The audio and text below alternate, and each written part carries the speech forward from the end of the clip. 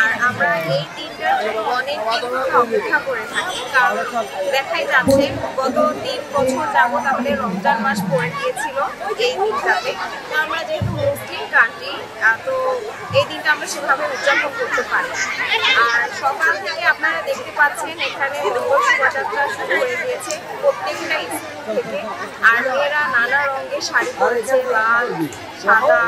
আর যেহেতু এটা আমাদের বাংলার একটা ঐতিহ্য, বছরের পর বছর ধরে আমাদের এই ঐতিহ্য চলে এসেছে। ছোট বাচ্চারা সুন্দরভাবে খেলাধুলা করছে। আর আজকে দিনে চারপাশটা অনেক সুন্দরভাবে সাজানো হয়েছে, মাছ, তারপর অন্যান্য ধরনের পটসমূহ।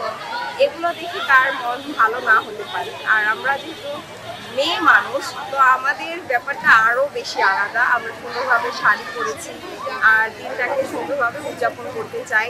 নানা জায়গায় ঘুরবো এই বান্ডেল থাকলে প্রতি সেনমানিতে টাকা বাঁচবে। বিকাশ সেনমানি বান্ডেল কিনে জিতুন প্রতি লেনদেনে। আজকে বাংলা নববর্ষ 1432, এই দিনটা আমাদের 1 বছর পর আসে। আমরা এই দিনটার জন্য অনেক ওয়েট করে থাকি। আর এই দিনটা